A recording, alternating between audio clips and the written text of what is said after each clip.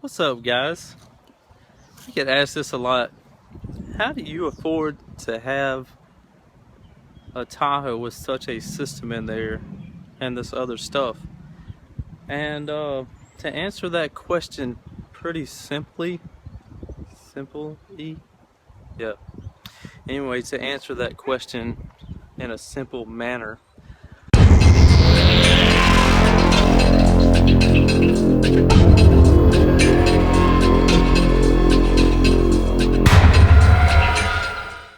I worked my butt off for it.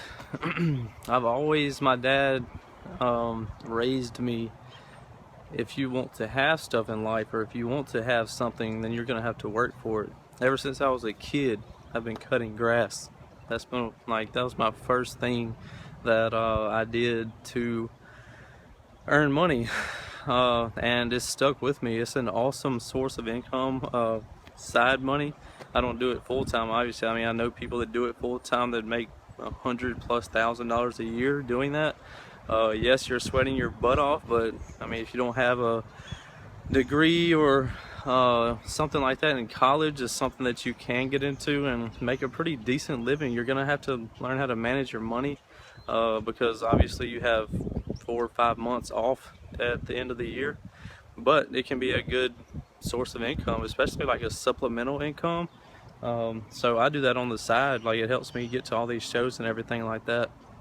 But so I cut grass, I pump gas at the airport. That's my full-time job. So that's two things that I do. I also edit and upload YouTube videos. That's three things that I do. And I also run my store, downforsoundshop.com. So I do all the order processing and shipping and everything there, and it keeps me pretty busy. I used to detail cars, but I don't want to say I don't have time for it, but I'm trying to live a little bit now. So anyway, with that being said, I've been getting asked that pretty frequently here lately. How do I afford things? And that's how I just work my butt off for it. And if you're looking for some words of advice, if you want to have stuff in life, then get off your butt and go work for it. So no, I mean, it's not a simple answer.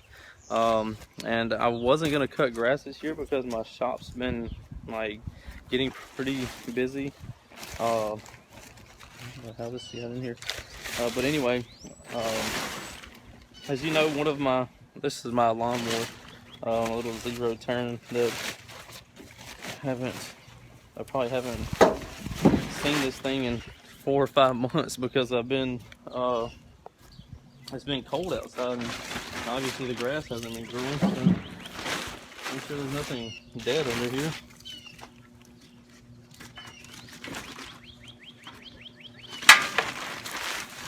Flat tires, everything. I don't even know if this thing's gonna start. one flat tire, 2 flat tires.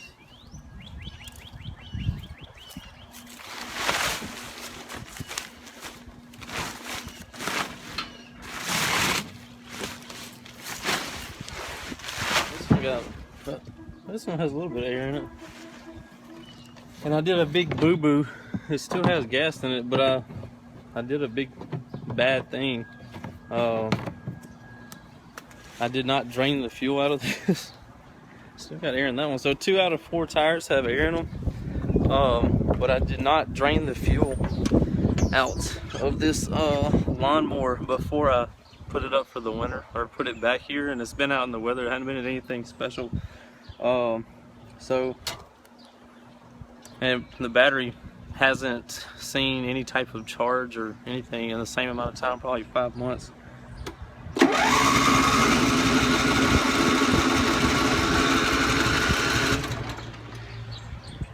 I can't believe it actually turned over. That's a testament to excess power right there. If you're looking for the best batteries in the business.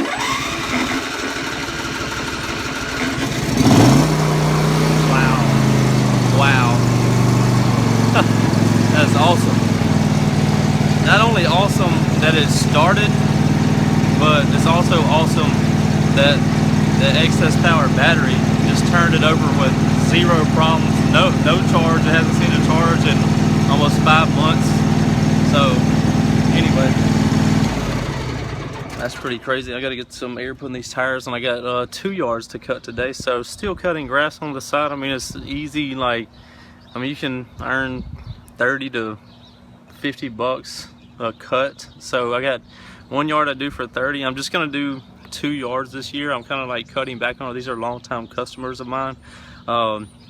So I'm just gonna cut the 2 yards this year, but just doing those 2 yards, think about like a job that you would get at a, I don't know, like a Burger King or something like that. Say you're earning $8 an hour and you're working, I don't know how many hours you'd be working there if you're not full-time or whatever, like just doing like part-time work.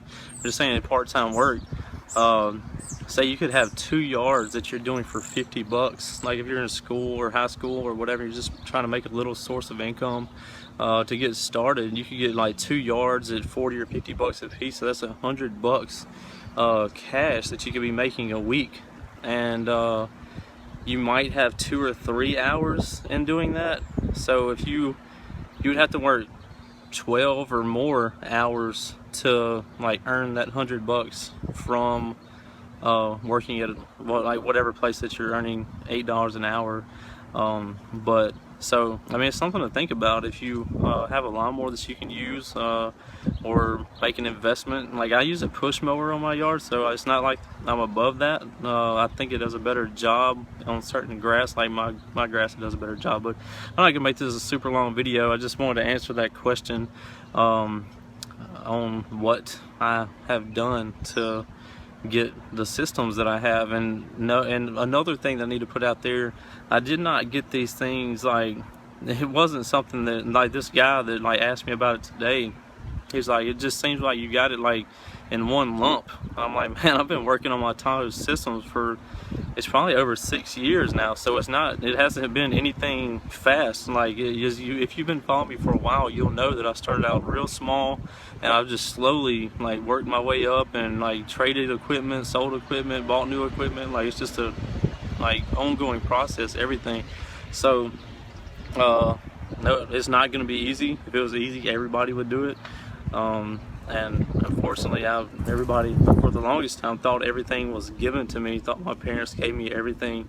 I was very fortunate growing up. I had some things, like I never had like the nicest things. Like if we wanted a go-kart or something like that, my dad, like we usually got it like used, but he always made sure, and we would work for it too. Like say if the go-kart cost $500, like me and my sister, or me mostly, like I would cut grass and save up. He would make me do like 250, so that made me understand that I needed to work for, like if I wanted to have something, I needed to work for it. And it definitely has paid off, like, and helped me understand and manage money and save. Like, man, you always need to save for a rainy day. I can't stress that enough. I know so many people that live paycheck to paycheck, and they never plan on the rainy days.